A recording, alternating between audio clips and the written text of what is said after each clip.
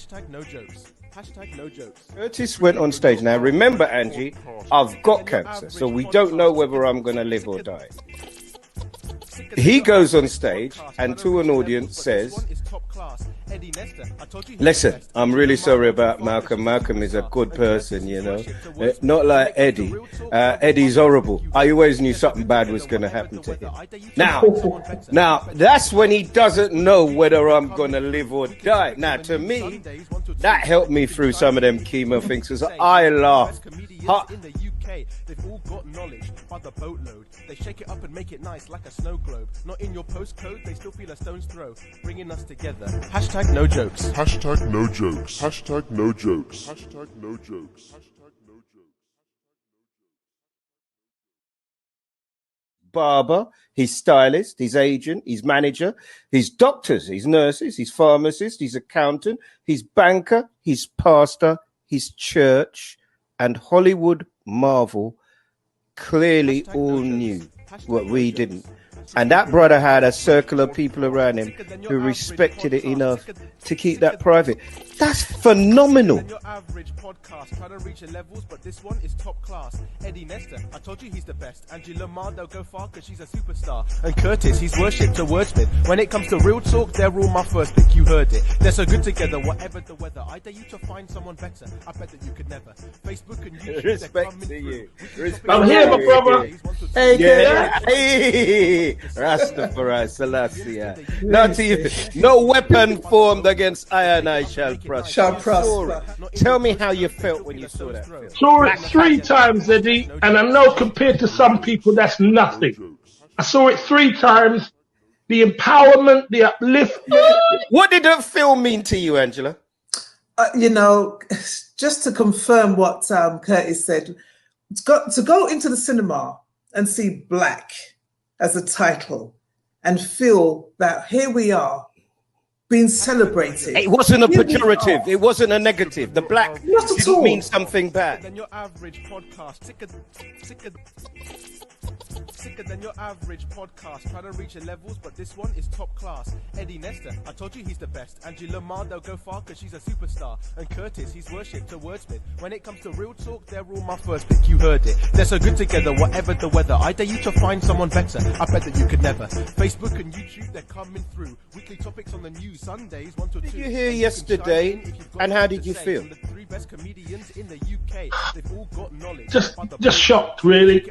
First emotion was shock. I was just, you know, when you hear something, you think that can't be right. That must be a mistake. And with all these people doubling down on who we are and what we look like, it could have been a totally different actor. When you come to realize it's actually Chadwick, you're thinking, no way.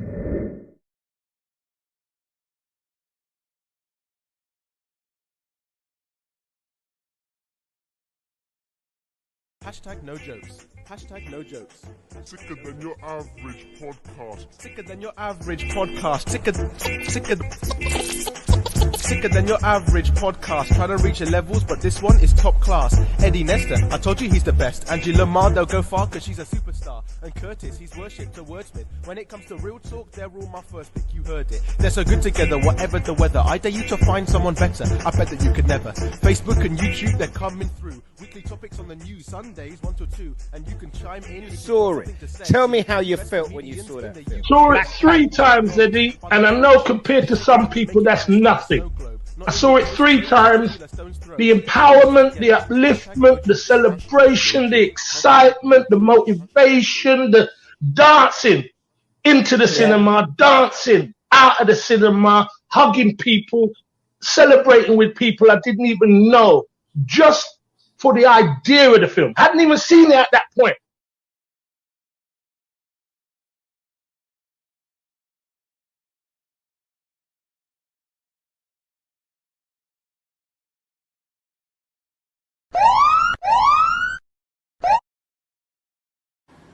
But hey!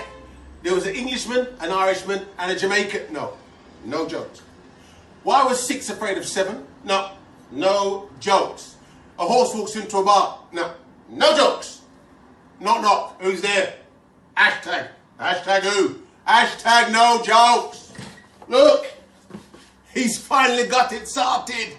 They're on sale, $17.99. Get your t-shirts. Support the cause. No joke. Hashtag no joke. They come in large, medium and small. And extra small, just for me and Curtis. But they do not come in short sizes. Short people, I forget, short clothes.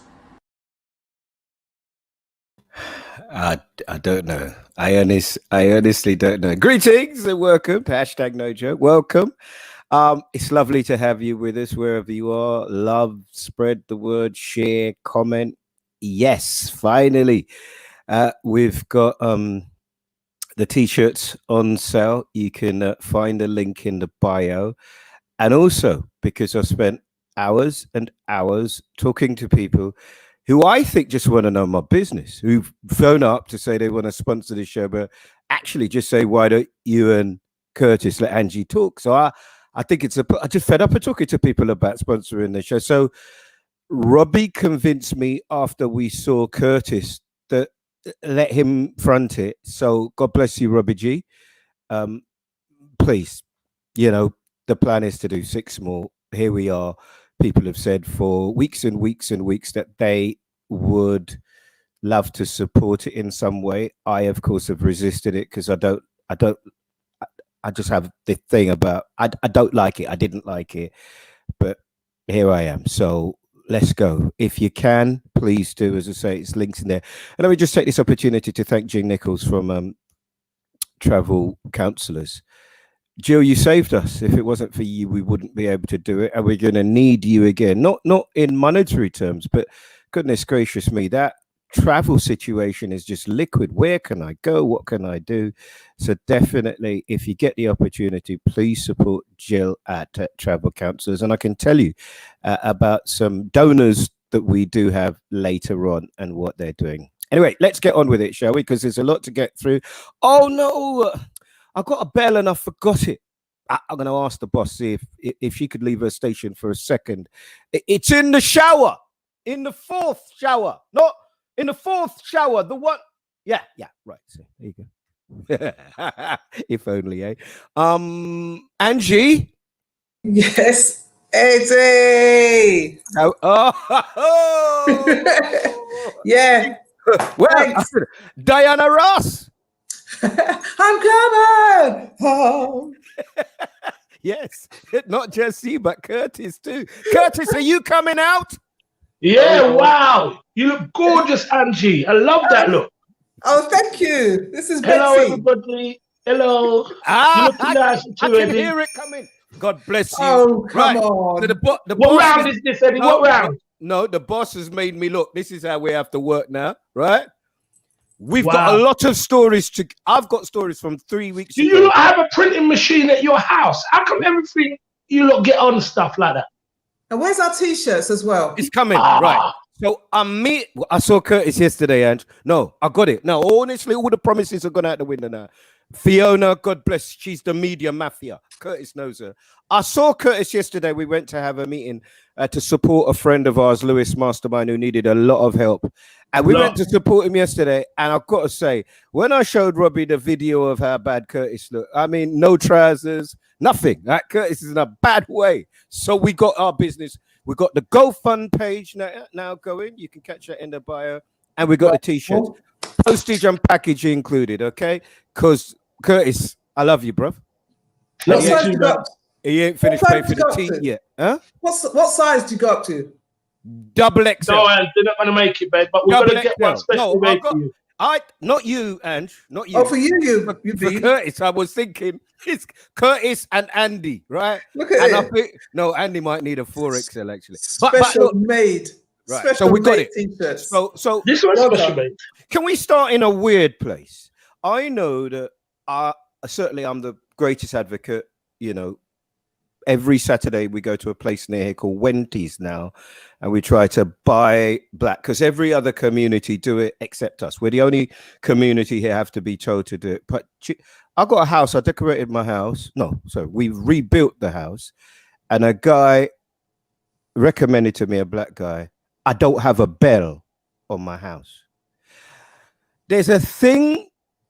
and it might be me, but I want to get it off my chest so that you can tell me it, because it's still got to be business, hasn't it, Angie? It's if you're coming to do a job, you got to arrive on time. You got to do. People come, oh, it's you.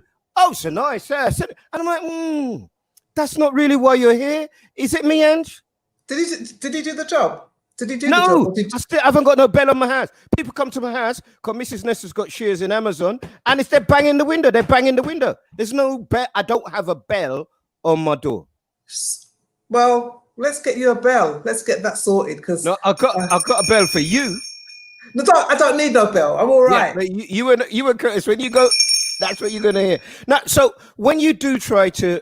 That's one person. You have one bad experience, you go to another person, but you've just got to keep it going until you find that person. Get recommendation. Get somebody who can really. No, we're not talking about relationships, Angie. We're talking about work people. Is that how you got your relationship? You got a recommendation? Okay. Lord Jesus, take the whole wheel. Oh, a recommendation. Really, really good. Curtis has been looking for a builder, cursing me every week. Have you found one? Yeah, and I want to send a shout out to all, because if you remember when we started this, my sister was trying to get her garden done and build a plinth or something for her shed or whatever. And I put a cry out for a builder. Now, we've had builders come around, and Garfield, the young lady suggested names, Garfield and Marshall, I know all their names. But the garden still ain't been done yet. And that's 3 months, 4 months. And you're specifically looking for a black person? Yeah, well, that's where we are right now. Of course, we're trying to support. I need a bell and you need a garden. So I need a garden, but let me just say this, Eddie. If your father could hear you say you don't know how to put a bell on your house, I mean, I'm talking cement and wall and brickwork. You're talking 2-piece of wire. Okay. Fix up, man. Get the kids to do it. You don't need to call out a big ass man to come and fix your stuff. And that's why they ain't done it yet. No, it's the security cameras and the lights and all of that go with it. I told you I come around the corner the other day and I see somebody in my car. I've told you, if you're not in the house, you want to make sure it's not just the bell, it's a whole security system. You want a security system down by the gate. Stop, Case. In the field. Before the driveway. One of the executive producers of the show is a guy called David Fletcher. And Fletch, I went to his house the other day. It's amazing. It's brilliant what you can do if you've got the patience to look at YouTube. There's probably a YouTube video of how you can build a plinth in a garden, Curtis. Yeah, they just don't trust me. I can do it, but my sister don't trust me to do it. She knows you're good. That's why she doesn't trust you. Exactly. I did the paving slabs for her, and admittedly they're a bit rocky, but you get where you're going eventually. Not after yesterday, Curtis. I'd leave that one. Oh, Lord. I'd leave that. At least she saved the chicken. Oh, so, come on, guys. I'll go back. Let's get started properly, shall we? Jessica Krug. I'd like you to take a little listen. She's a professor, or was.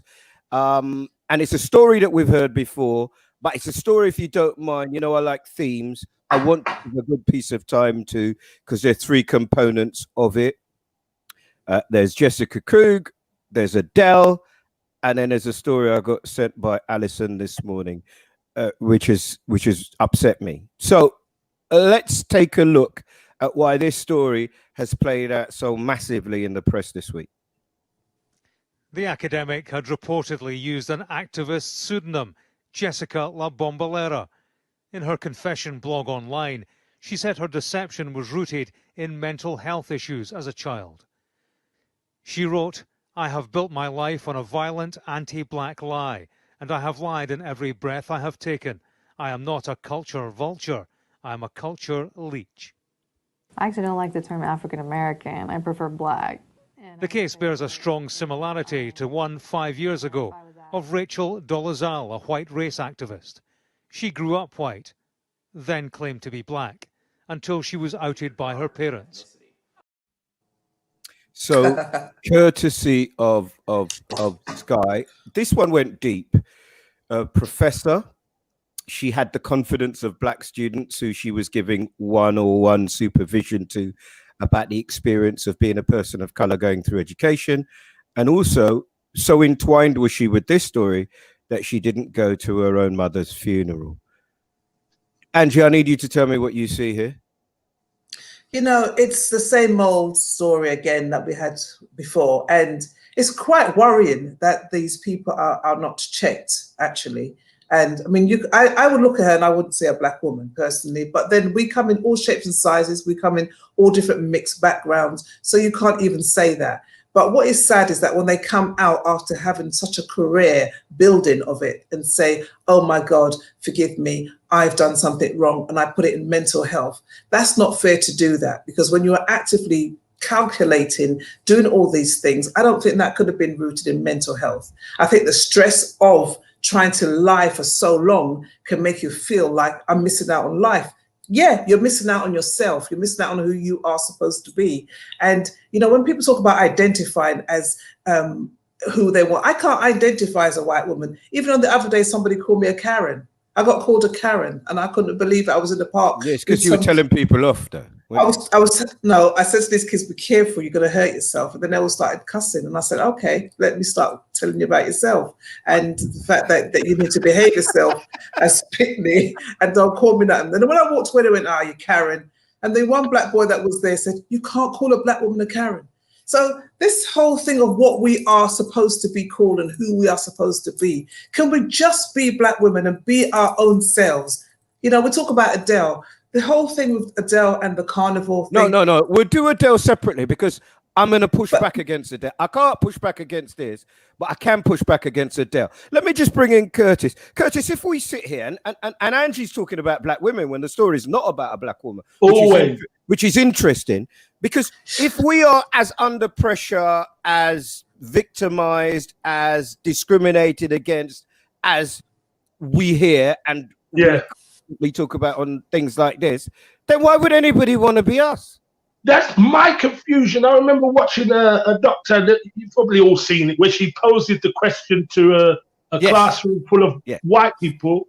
Would you, knowing the way black people are treated, would you want to be black?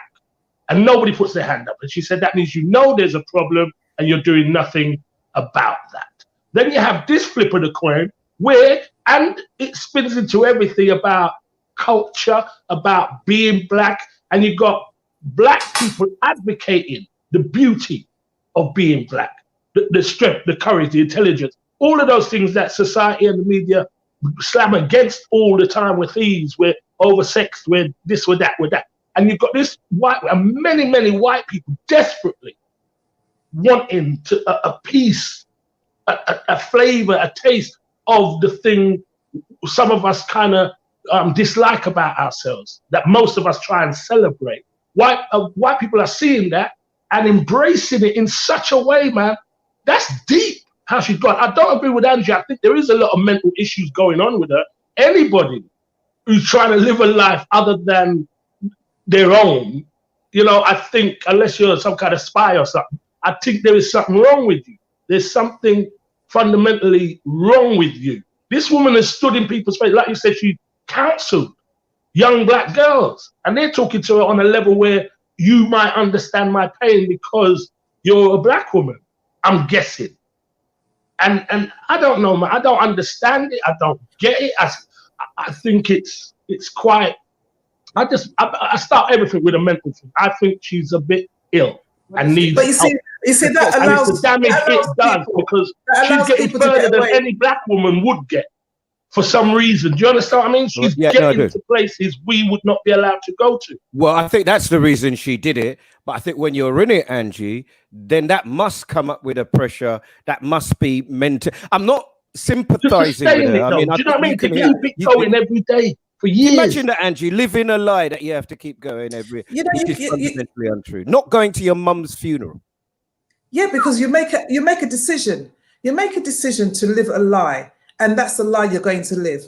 You know, people are living lies daily, and some of it is not mental health. It's a choice that they've made. They've decided that I want to live this life because I get more props in this life. She knows, like we spoke about Rita Ora, in her, the way she presents herself, people will give her more props and say, oh, as a black woman, you know, that doesn't look like a black woman. Maybe we can give you more. So she's got value for that. So maybe in her world where she exists, she wouldn't get the value. So she knows where she's going to be treated right.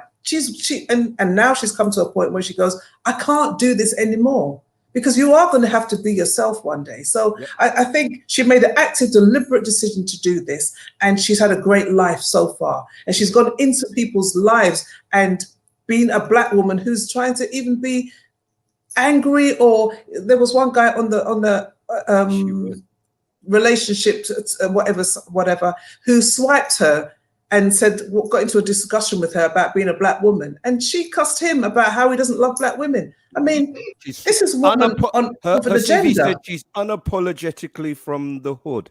So hold on, I'm going to get to the story that upset me from Alison in a minute, right? But I think naturally, probably, we have to ask about Adele. Appropriation or appreciation? Which one are you going for, Curtis? I'm going for appreciation. I'm sorry, man. I get it. I just get it. Do you know what I mean? And I'm not going to buy into the narrative. I think when you're under your liquors and your friends, and I'm assuming she's got black friends around her, it's a look she went through. You know what I mean? She's from, like everybody says, she's from you lot's side or any side. But I heard she was from Croydon and stuff like that. But she has people around her, they've given her a look for the day. Someone's taken a picture of her, and now it's inappropriate because she's trying to be something. So it's appreciation, Curtis. I think it's appreciation. I think it was Carnival weekend that weekend, by the way, or would have been. And I think she's celebrating. I don't see her as, I don't see it as an insult at all. Angie? I think that she must have. Listen to the pause, Curtis. I heard it. It spoke volumes. No, listen, I think that she must have an album coming out soon as well, because it's a good time to launch it as well. The thing is, she's wearing something that is Jamaica. You love Jamaica. We get it. I just think that. But is it Jamaica? It's like a cartoon Jamaica. That's not Jamaica. That's cartoon Jamaica. Okay, let me finish. Let me get the bell. I'm going to get my own bell. Have you got a bell as well, Angie? Curtis, I'm going to get one. Angie finish. The point I'm trying to make is that she's Carnival, she's dressed up. It's no big deal. The problem appropriation or appreciation? It's appreciation. The problem that we have with this is the press jumping on it to give her every press was on this. Everybody was talking about it. Now, what we're saying about appropriation, if a black woman did that, put on those garments, did that with her hair, no press. Yes, we know it's because story. Let Angie finish, Eddie. Just let her finish one sentence, please. If somebody who didn't come from Jamaica did that, okay, then you would say, well, what's the big deal? Because the truth of the matter is they're black and you've assumed that they're from Jamaica, but they're not. But the point I'm trying to make is that we don't get that press when we do our things for ourselves. And that is where the appropriation comes into play. When she does it, big press. When we do it, no big deal. And I don't think she's struggling for an album launch. I really don't. Where it is back to what we were saying last week about your circle of friends. Because if you're dressed up like that, I'm assuming not in a public place with your friends, and somebody's taken that picture and somebody's shared that picture with the world, you know what I mean? I'm guaranteeing you see her tomorrow. She's not wearing that kind of foolishness, is she? Well, I don't know. She's in a different place. She divorced her husband, or they've been. Yeah, I'm hearing she's getting some she doesn't even look like Adele. Lost a lot of weight. Props to her for losing that amount of weight. You go to Jamaica in the grill, they're sitting there making money, plaiting. No. If she goes to Jamaica, they want her to put the weight back on. No, I'm talking about her hair. People are making a living doing people's hair like that. Listen, Eddie, just listen. Tourists. What is wrong with you? Sorry, Angie. I'm going home. No, it just keeps we love you. And it's not fair. Angie, we love you. Right, so this journey that we're going on. No, hang on a minute. You went to Adele and she's in a new relationship, isn't she? No, that's not the point. I'm just saying she's not the Adele that she was before. Hello? I hear that she's in a new relationship with a black guy. I didn't say that. You put that's what I'm hearing, not from you. Well, is that true, Eddie? We don't do rumor on this show. We only tell the truth. I hear she's getting some black loving now. Stop. It cool rolled her hair. It sweet her so much. The line was way behind you. Now, let me tell you this story. There's a lady talking about flags who's come in to be one of our our donors, Alison, and she's got flags that are like mashups. I'll show you them a little later on. But she showed me this story, right? Mummy, so lots of the children have gone back to school, certainly mine have. And Mummy, can you spray my face white? Asked the 4-year-old boy. So he's gone to school and he's seen what the kids have got, and he doesn't really want to be black. Is that not really sad, Kurt? Extremely sad. And so not unique. You know, I remember years ago doing a theatre and education tour with Lowbridge Theatre Company, and we toured schools and stuff, and I heard a little boy, black boy was there, but his skin was really marked up, and I heard the story of him immersing himself in bleach in the bath because he wanted to be white, and that was maybe 15, 20 years ago. And to hear this story today, it's everything that this show is about, that the Black Lives Matter is about. And if people don't really get it and still don't get it, it's stories like that break your heart, and you realize somewhere in his mind he hates black or hates, doesn't want to be black because everybody around him isn't black, and he hasn't seen, or maybe hasn't seen, a positive representation of himself. And that is what we and everybody's trying to strive for, that we just want more positive images for our children to see while they're developing their young minds, you know? That's where it can all change. Positive images of self. It comes down to what you see, you'll be. And when you find yourself around your life, you know, especially for young children, because every generation we seem to be starting afresh with self-hate, starting afresh with, you know, young kids that don't want to be who they are. And it's really sad because there's images, there's a magazine called Coco right now for young black girls, and I think they're doing for young black boys. When I bought it for my granddaughter, and just to show and say, look at yourself. Because when I was looking for the magazine, I was thinking, I wish I had this when I was young. It's like the whole thing with the dolls and seeing yourself, that we have to be proactive and really deliberate in getting those books, getting those images around our children, and getting them in. If you're in an environment where there's not a lot of black children around, actively go into environments where there are, so that you're compensating, that you're balancing it, and you're not just leaving them. And nevertheless, I do also have to say, because we try to get as close to the truth as we can, right? Which is that shadeism is a thing, colorism is a thing, and if you are a dark, I got a pretty little niece, absolutely gorgeous. She said she got no brothers coming near her. I said, what are you talking about? You're lovely, you're articulate, you're intelligent. I'm too dark. No, they don't want me, uncle. I'm too dark. And you go into them shops there and you see 30 different types of bleaching cream. You see people who are light skinned getting on, people who are dark.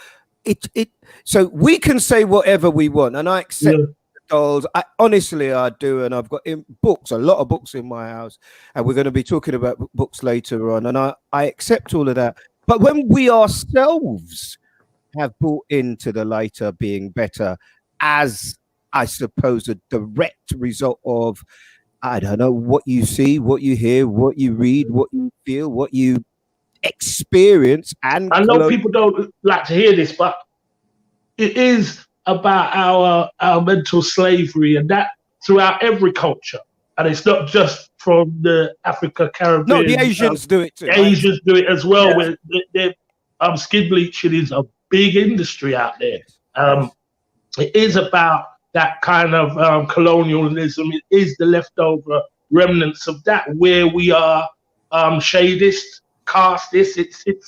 It's something so profound. But like you're saying, every generation has to try and affect a change. And I know for a fact there are thousands of books available with more positive images for young. I'm talking just learning to read, and the imagery on there. And that for me is crucial, because when my children were growing up, they were available. But like Angie says, you have to. It's hard work. Yeah, but being a parent should be hard work. You have to actually go out and find. You don't know my struggle. You're light-skinned, brother. Am I light-skinned? Yeah. Oh, thank you. Thank you. That's so wrong, Curtis. It's well, I mean, I was listen. worried for a minute. One of the You're things light that we skinned, want. Eddie. Well, no. Listen, the boss lady's got a mate. She's going to curse me for telling you this story because half of the things she says to me now, that ain't for the radio. Okay, let me just tell you. This is. So he comes round. I don't know. They're doing some foolishness, lottery or whatever. He comes round. He's got 4 daughters, and one of the daughters is still at home. And he says, "I don't think I'm ever going to get her married off. She's too dark." I'm like. Wow.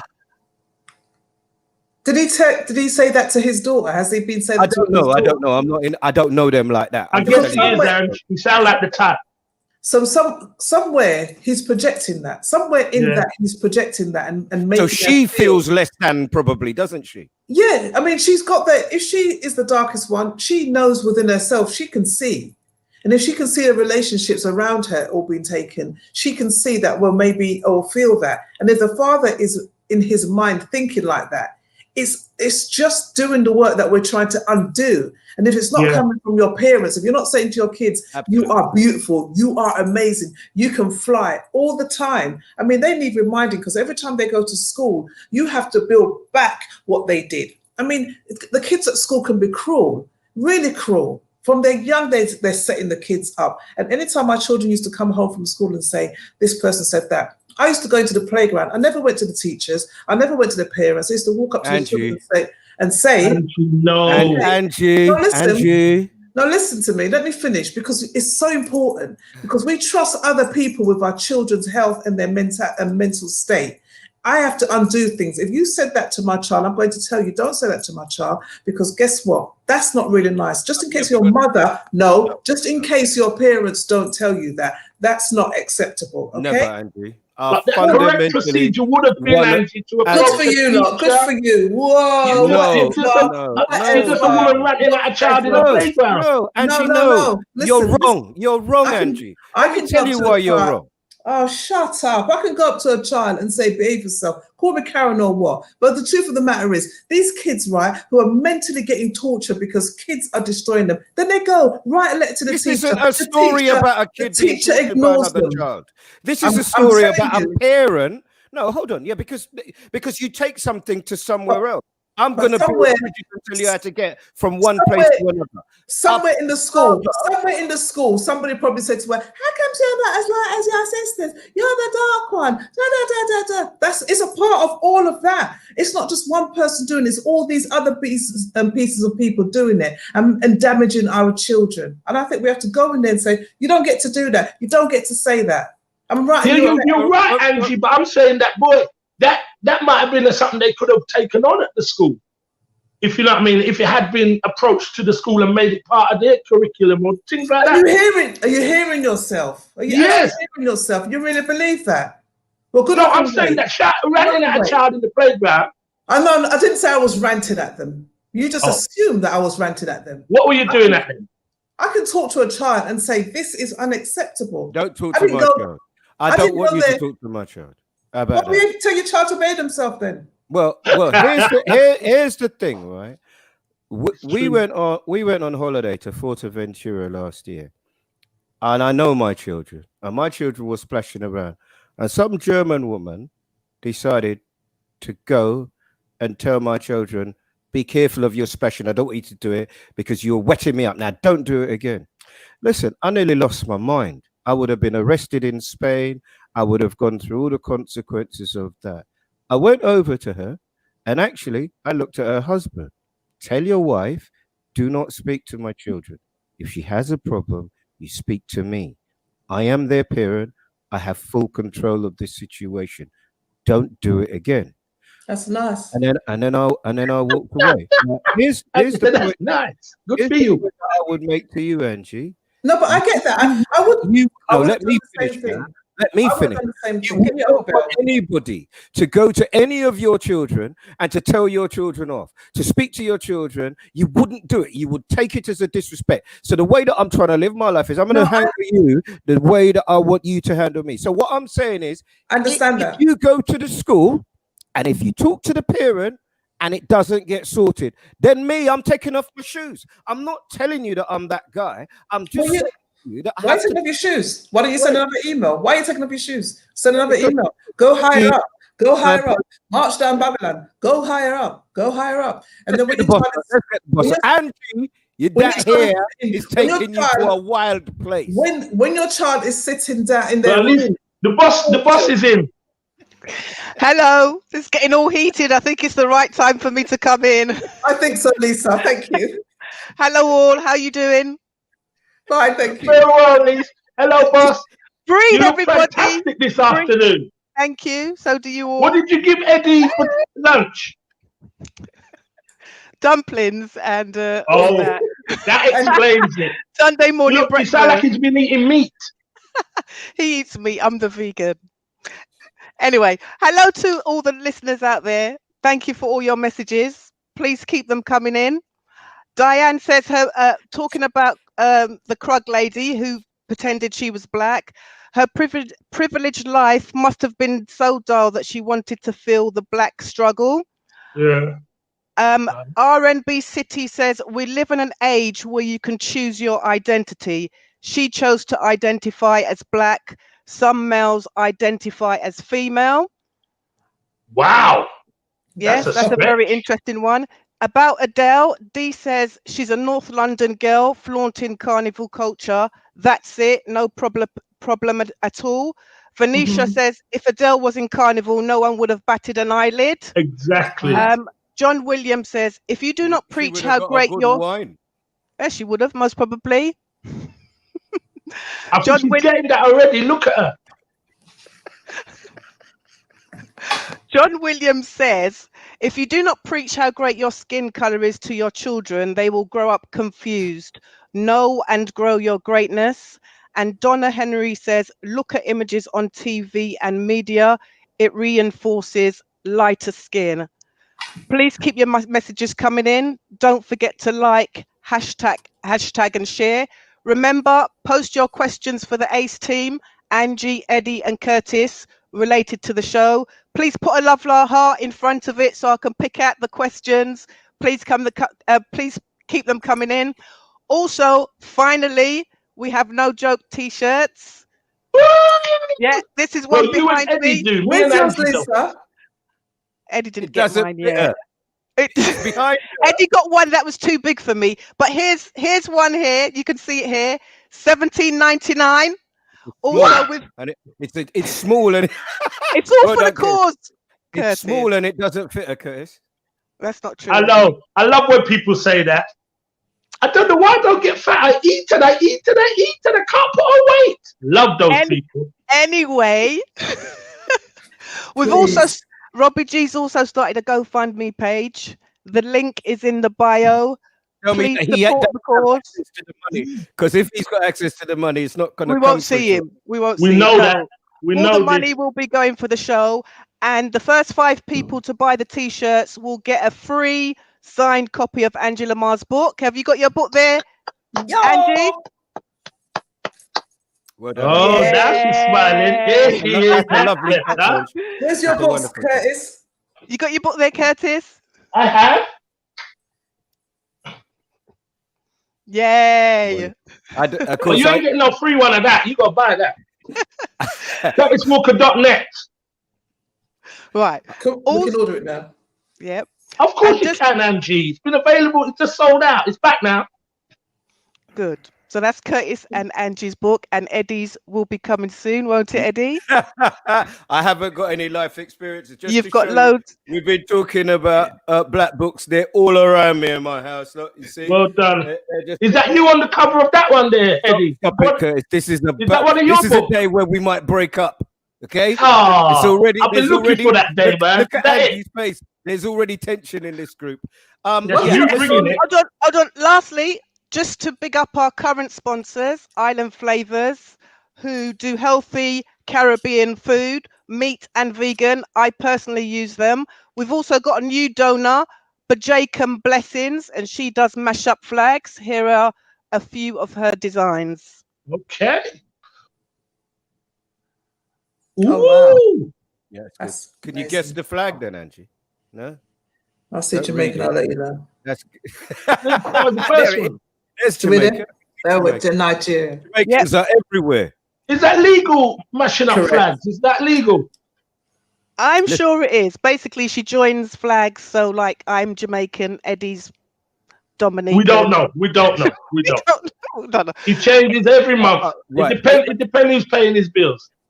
Boss lady, are our special guests there? Do we have any guests? Are they I'm there? afraid not. Okay. All right, then let's go. And then we'll add a little Okay. surprise for you.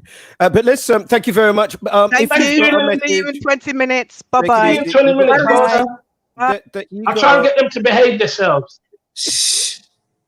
if you got a message and you want to ask a question about why Angie's beating up people's children, I didn't say I was beating up people's children. I can go to a child and say that's not correct behavior. Okay? Well, you don't say that. You steady write letter, steady write email. you're a big sister, right? I'm a big sister. You're older than me and Curtis. We want That's what more it is. from you. Listen, let me tell you something, right? I've seen and I've witnessed quite a lot of kids in very dark places, okay? And where they didn't get intervention, where people didn't jump in because they were going through the procedure, there have been some serious, sad things that have happened. And I'm talking, I know a child that was 10 that killed themselves. Yeah. It's serious. That's why, certain times we do get hot with each other, and it's because you care. Because if I didn't care, I wouldn't really get annoyed with anybody about anything. And right. that one there, we bought the big boy, Prince Zucker, once a jacket that I believe he will be wearing in year 12 in the old fifth year. That's how big the jacket is. So we invest in our children. You understand what I mean? Right. So look, Actually, books. You were really passionate because reading is, one of the things we're pushing with the boy, certainly. And why do I have to read 30 pages a day? Because it broadens your vocabulary. You were passionate about books today, Ange. Yeah, it's National Read a Book Day today as well. And for me, I suffer from dyslexia, and reading aloud was a big issue for me, but reading privately to myself was very powerful. I love books, I love reading, and I love knowledge. So my favorite books to date, are one of the books that really changed my life was Return to Love by Mary Williamson, also The Gift of Dyslexia, and Seat of the Soul by Gary Zukav. Those three books kind of really knitted me as I kind of grew in the industry that we're in. The whole understanding of forgiveness, the whole understanding of intention, the whole understanding of being dyslexic and being the fact that my brain does work a little bit out of the box. 48% of business people are, dyslexic because they think out of the box. Top CEOs, the reason why they are CEOs is because they couldn't explain themselves, so they created it. So once I understood that, I felt very empowered. There are many people who see it as a gift, Angie, in a way. So many people on Silicon Valley are on the spectrum because that in order to do what they do and create things they do, there has to be a part of their brain that works in a slightly different way, I think. I think that's exactly it, because I see things like that, CAC. My husband always say, "Oh, you take that out of the box. You're thinking. I never thought it that way. Oh, that's interesting," because I just don't see it that straight, and it's helped me. Sometimes I felt dumb growing up. I felt like if I go for auditions, I'm terrible. I can't do auditions. So I wrote my plays because I know I could put myself in it without having to audition me. So those are the books, Intense, Forgiveness. It's all powerful books for me. So necessity, they say, Curtis, is the mother of invention. You don't have to tell me the book that changed your life, but just tell me a book that you've read that moved you. And I'm sure, sorry, Curtis, just before I allow you to speak, one of the things that Curtis doesn't do it, but me and Angie do it, is we watch the program again and we read those comments, and there are hundreds and hundreds of comments. And there are little villages that are started with people helping each other, asking each other questions. That's what we want, if I'm honest with you. So if there is a book that helped you with a particular problem, if there's a book that made you see things in a different way, that helped you to understand things in a different way, please put that book in the comments so that other people can see, because that's the way we want to live. Sorry for interrupting you, Kurt. Well, what's new? Book I enjoy reading. Well, there's so many, isn't it? But Always Outnumbered, Always Outgunned was a book I read early in Walter Mosley,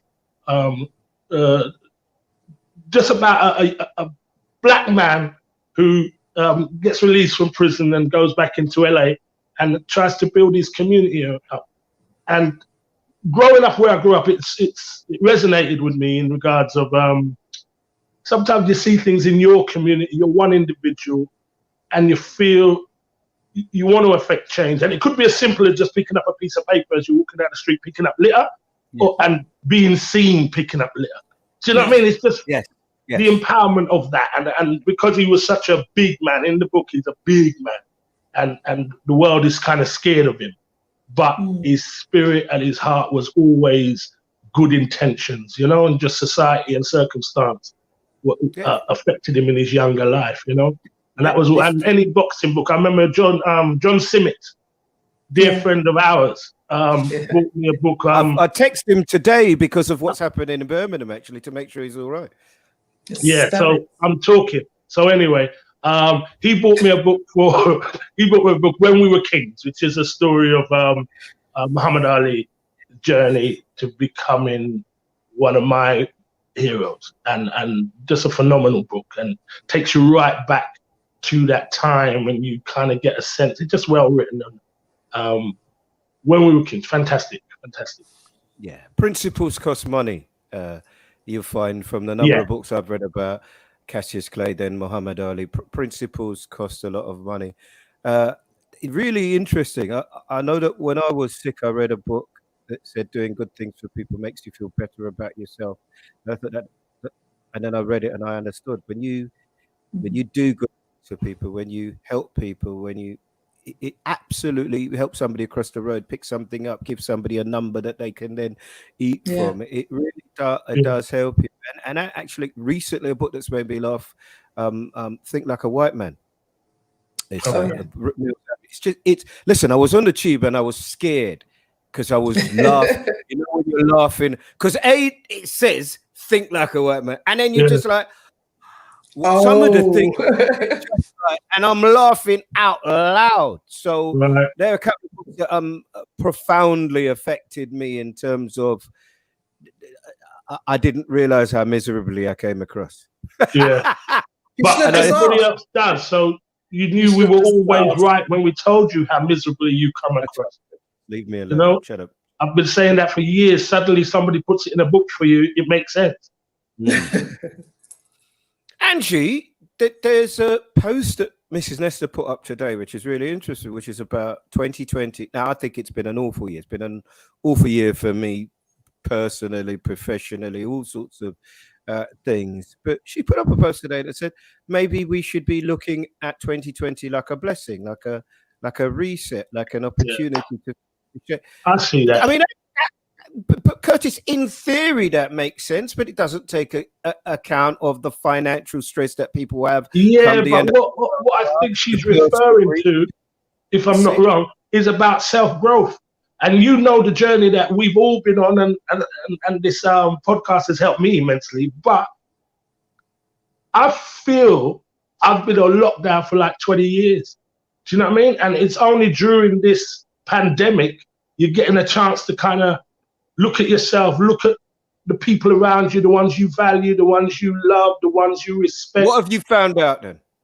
I found out that I don't really, I need to push harder on myself. I need to be more focused. I need to hug the ones I love and celebrate them more. I need to celebrate other people and push people, but stop doing it quietly. Do you know what I mean? I'm always the one. I kind of stay there doing and supporting and trying, but don't be quiet about it. Don't be shy about it. Because of what I do for a living, people think you're extrovert, and I'm so the opposite. I'm the quietest person in a room if I'm not performing, if you know what I mean, or I'm not with friends. If I'm out, I kind of watch the world go past, and I enjoy that. But to participate in things that I'm reluctant to. And I think lockdown has taught me that the smallest act from you has such a ripple effect and helps so many people who go, wow, I was going through that. Wow, I was thinking of doing that. Wow. And I didn't get that. I didn't get that. Is that you?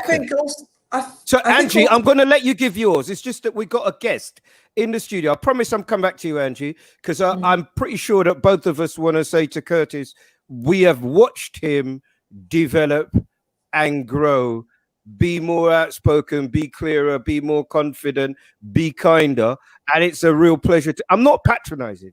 That sounded very patronizing. It doesn't matter what it sounds like. I'm telling you I don't have to tell you that because I can engage in the same foolishness that you engage. Okay. You see what I mean, Ed? You like arguing, don't you? It's not me. What a guest coming in. I read this thing this morning. So Angie wants to know everything about the podcast. Curtis doesn't want to know anything about the podcast before we come on. So what I do is I tell both of them what's going to happen and then I change it. So I've upset both of them. So can we have our special guest on, please, and see if we can recognize him?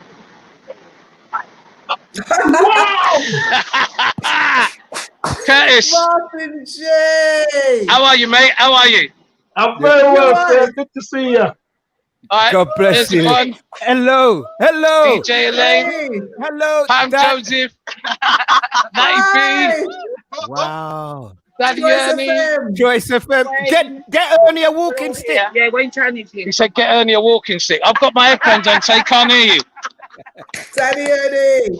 All right. Nestor. Who him again? Curtis Walker and Mr. Lamar one daughter. Yes, sir. We've got the Zimmer frame. Don't worry. The Zimmer frame is in the car. So if we need any help, we'll be there. Just get your listeners, Edward, Nestor, get your listeners to pledge some money to the Choice FM GoFundMe page. All in a good cause. ACLT. They will be getting whatever's left. So it's all in a good cause. We've got a fantastic day. And as usual, you three sitting in the studio and we're on the road doing the work. Yeah, all right. Right, I'll put my... All right. And Eddie, good afternoon to you, sir. Good afternoon to you, Martin. Now, just in case anybody lived on planet Zod and doesn't know, this is Martin J, one half of the 2 Tons of Fun breakfast show. Also, a show celebrating the Caribbean on Choice FM. Angie and I spent a lot of time on Choice FM. Martin, why ask Martin to move away from the crew?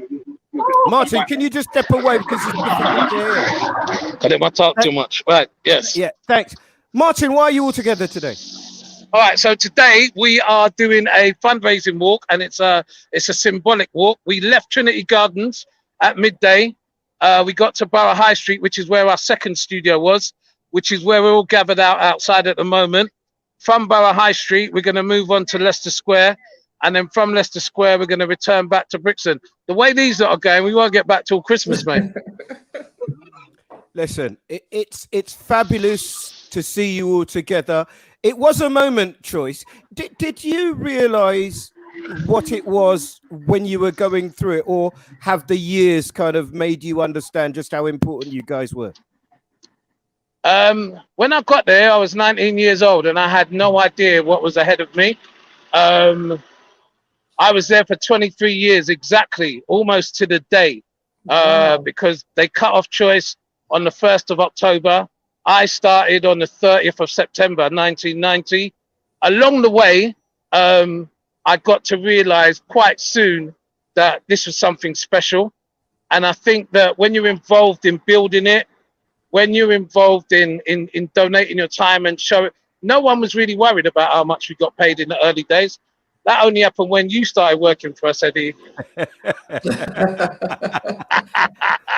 Well, but, you know, for me, it's part of my life. And like many people, the way that it ended was a short, sharp shock. It affected a lot of us mentally.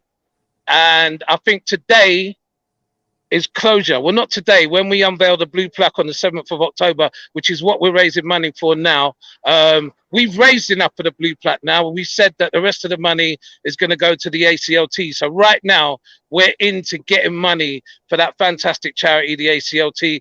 And I know all three of you know very much about the African Caribbean Leukemia Trust charity. So that's what we're doing. And it feels good. On the 7th of October, I think I'll have closure. I think so. That's good. Well, yeah, we've talked a lot about how things residually leave impacts in your mind and how it's difficult to move on, and when you're part of something. And certainly 2020, I imagine, Martin, has given you a lot of time to think about that. It has given me a lot of time to think about that. And I heard you guys talking earlier on.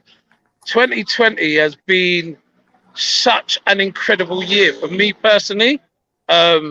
That when everyone's going, boy, 2020, get rid of it, I'm going, no, it's getting all right. It's been hard in places, but I have a saying, and the saying is, there is sunrise after each cloud. There is sunrise after each cloud, and that's what I believe in.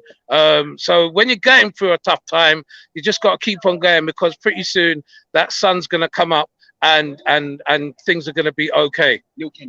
God bless you for your message. We wish you the best of luck, and we'll make sure that everybody knows about aclt.org and your campaign. Martin, love you, my brother. Look after yourself, yes?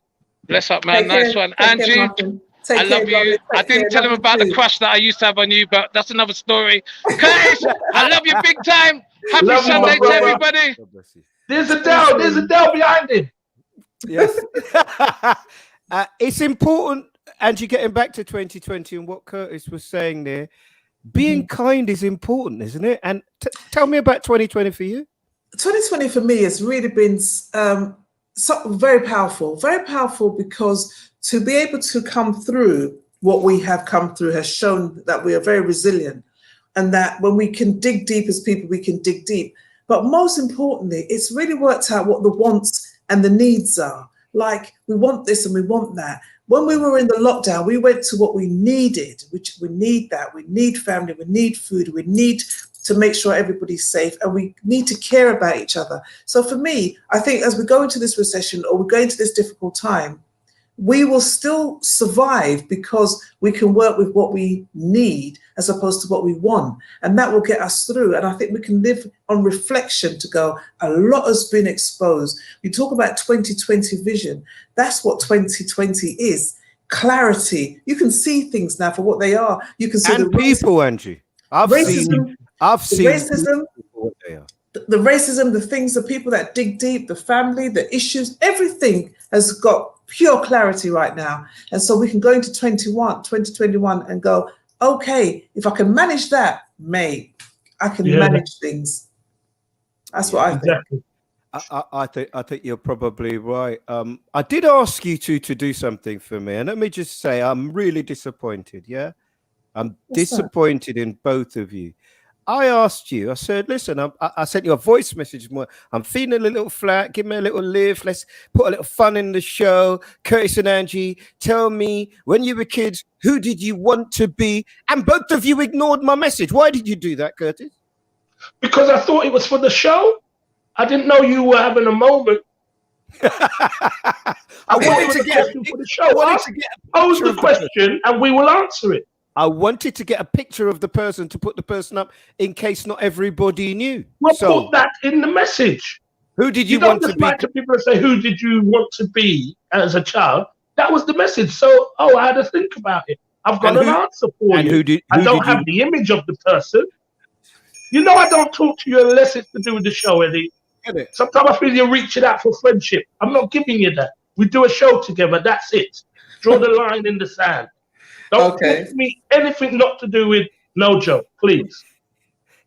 Can you see what being Brock has done to him? It's made him more like that. It's messed him up completely. He's buying time. We start with you, Angie. When you were a little girl, you remember that far back? Carol, because you're the one with the white beard. I don't know what that's about. It was horrible last week. It was white, wasn't it? It was like, whoa. BB Wine. Oh, yeah, that was not fun. He was fit, though, wasn't he? And my child thought it was me 10 years ago. Who did you want to be, Angela Moore?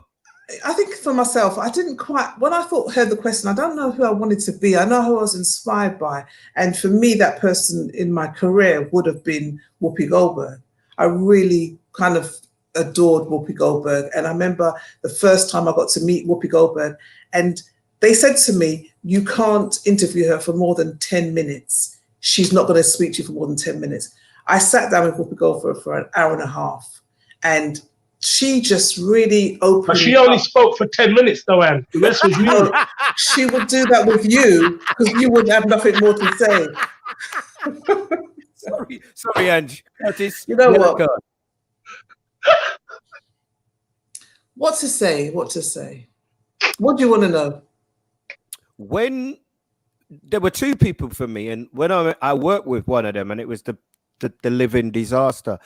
Did you feel better when you spoke to her? Was it an uplifting, enriching experience? Absolutely, because they say don't meet the people you admire because you're going to be let down. And when I came in and I said, Whoopi, I'd like to do this thing with you, and and she was like, yeah, let's do that. And she sat there and she spoke and she helped me, because when I found out that Whoopi Goldberg was dyslexic, that's when I started to own that I was dyslexic. I started to say, I'm dyslexic, and so is Whoopi Goldberg. And, she's left-handed with both scorpions and with this and with that. So I just had this connection with Whoopi Goldberg. The fact that she could tell her story, the fact that she was a dark-skinned woman with locks standing out there saying, this is me, was powerful for me. And so I was glad to be able to tell her that. And I remember I made this picture. John Byrne helped me do a cartoon to say to her, thank you. And I remember her holding it and just looking at me and saying, thank you, doll. Thank you, doll. And I just thought, I've met her. I'm good out here. So for me, that was. And she's in a wonderful show, isn't she? The View over there. And I read one of her quotes this week, interestingly enough, which was that will get together with Disney and have a theme park, which is inspired by Black Panther. And I thought, actually, that's a fabulous idea, isn't it? In celebration of Chadwick's Oh, that would be powerful. Let's get the boss on, because I want to find out hers as well. But while she's coming on, Curtis, when you were a kid, who did you want to be? Elvis Presley. I'm sorry, Elvis Presley. When I was a kid, I used to perform Elvis Presley for my father and all my uncles. I used to stand on the gram. It was a gram. And I used to, one for the money, two for the dough, three to get ready, left, go, cattle. And they used to throw money for me. That's all kind of wrong. In every single all kinds of wrong. It makes sense. Remember, we talked about imagery, and if that's who you're seeing, so Jim Reeves, Perry Como, those were the people on. So it does make sense, Kurt. And it's honest. It's sad, but it does make sense. Knowing you how honest. I do, it does make. When I was picked that ball I water when he died, man, we was all sitting down listening that Elvis Presley is dead. 1976, he died on the toilet, with a burger in his hand, apparently. I'm gonna rock. Boss lady, please come. We're getting to the end. We can see once the two of them start doing Elvis impersonation. Before you get started, yes. As a little girl, who did you want to be? I didn't want to be anybody, but the person that I admired was Kelly Holmes, 800 meter, 1500 meters, athletic. As a child? Athlete. As a child, yeah. You were not a child. You were not a child. You were a big, hard-back woman. Maybe a little bit older than a child. Because the woman that she beat is the woman that I loved. So I know that she's a Matola, square-jawed woman from... yes, I loved her. I thought she was the most beautiful woman in the world. Right, so let's go again. Curtis has made himself vulnerable. We need you to do the same. When I was a young lady, I admired Kelly Holmes, the Olympian. I admired her determination, her gut, her will, and her drive. And I always looked at her thinking one day I could be an athlete, but that never came around. But you was already too old when she won it. How is it? Sorry, I better stop now, Kurt. Well, it could be a problem. Push it, Eddie. She's just a Kelly Holmes. Her and Kelly Holmes are the same age. What's going on? How can you be a child and Kelly Holmes is your what you wanted to be? Thank you. Yes, I think we are. I think she might be a year older than me. Okay. Floella Benjamin. Say that. That would be more your age range. Through you were a child. Window. Play away. Right. Play school. And we haven't really asked for comments today because Curtis and Angie have been in a mood. But what have Well, we I've got a got? few. to end the I've got show? a few comments. A few books that people gave was "I Know Why the Caged Bird Sings" by Maya Angelou, Fantastic. Yes. the autobiography of Malcolm X, and Yes. The Alchemist. Yes. With regards to 2020, many people said it's beautiful. It's given us all opportunities to transition and review ourselves and those around us. Petula has says this lockdown should give us a realization that there's a spiritual shift and time to review your own humanity, to realize we have to look inward and understand our capacity for growth. Nice. Alison has said 2020 is positive because we keep waking up and wiping the sleep out of our eyes, and that in itself is a blessing. Absolutely. I thought that was really good. And now all I can see is the matter in her eyes. Stop, Curtis. Just to remind you, I can see lots of people have already started buying the t-shirts and donating to the GoFundMe page. T-shirts are $17.99. The link is in the bio. And just to remind you, you get the first 5 people that buy the t-shirts get a free signed Angela Marr book. Oh, and there's Curtis showing his current book, and Angie's pointing to hers. I feel really bad when you guys do that because I don't have a book. No, pick up one of the children's books again. It look good. It suits you. Pick up one of the children's books. That's it. That's it, Eddie. just put a picture of you on the front. Hey. Sorry. That's not your role. Oh, sorry.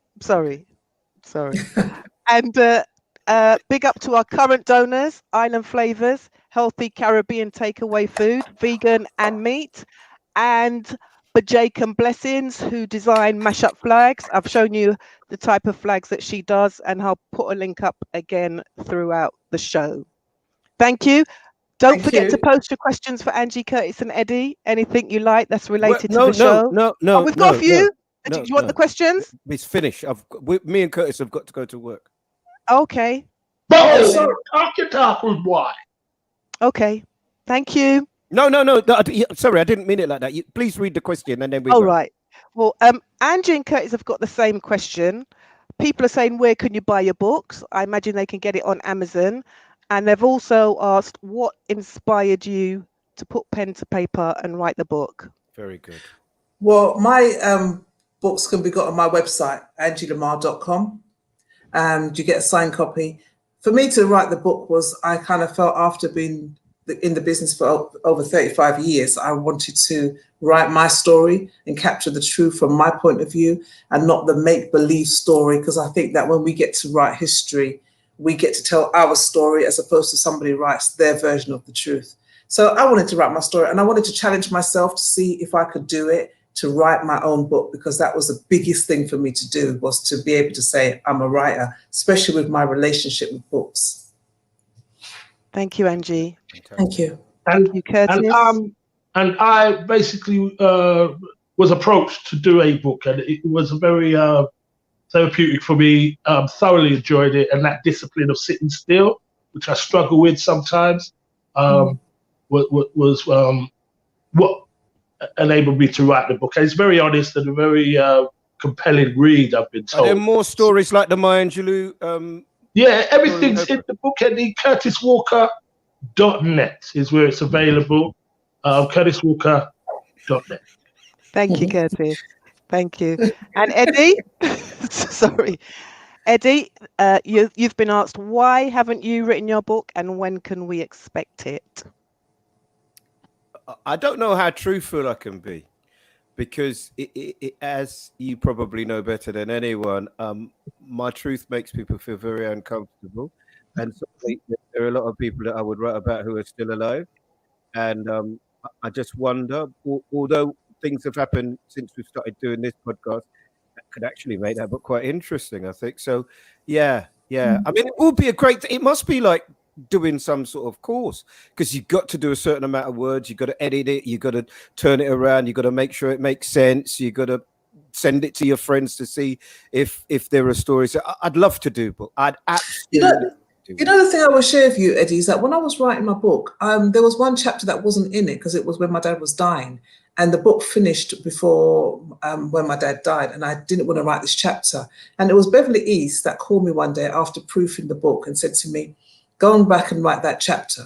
And I went back and wrote that chapter because she goes, you're going to regret it if you don't write that chapter. And I said, my dad just died. I can't write this chapter.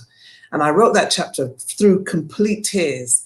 And every day when I see that or think about that moment, I thank her so much for pushing me to write that chapter, because it would be horrible to have not had him in this book. So I think if you need to tell your story, because you've gone through so much, Eddie, and you share, you help, you encourage people, just get that book out, because when everything is said and done, your kids want to go, this is my dad. My dad is in his own words, even if people are upset. So it's so important. I think just put a date. I had my press day more before my book was finished to make me go for that goal. So put a date in the calendar and go for it. No, and I mean, you could take that advice for anything. The hardest things are the things quite often you get the most satisfaction from. Interesting, isn't it? Boss, thank you again. Brilliant. Thank you all. Have a lovely week. Have a lovely week to all the listeners. And yes, Eddie, get that book out quick time. Thank you. Wife has spoken. The boss has spoken. So Bye-bye. listen, guys, I thought we were all going to fall out, but I love you, Angie. I love you, Curtis. Yeah, I'll get that I'm gonna give the t-shirt to Curtis, and Curtis get the t-shirt to you. Yeah, because I'm not going to South London. Don't put me in no mix. You see what you're doing? Not going to South London. Yeah, I am. I'm using you. That's what you're there for. You got to serve a purpose, haven't you? Can you post it, guys? Can you not post it? Is it just me? But I don't like post office. That sound when you're talking to me, okay? Just dirt. God bless you. Have a great weekend, G. Love you and you, Curtis. Look after yourself. Thanks, everybody, for watching. We really appreciate it. Just to reiterate what you heard there from the boss, we've got our finger out. Robbie G, God bless you, my brother. I love you. Robbie has started a GoFundMe page for us to be able to keep this thing going for another 5 weeks or so. Thank you to Alison at Bajake, and look her stuff up. I'll put it in the group in a little while. Curtis has a book. Angie has a book. Jill, we appreciate you and your support. And even though you're not involved technically anymore as a sponsor, we don't forget those that came in. So if you can support like travel counselors, please do that. Also going out to the boss lady, thank you very much. I'm not sure quite how low that top was today, but we discussed that. I'm not sure that this is the kind of show for that, but that's a different conversation. GoFundMe page, also the t-shirts are available. Mastermind, he'll be playing music from 4 o'clock. Please excuse me. Please show him some love. God bless you. Have a fantastic weekend, and thank you for your support.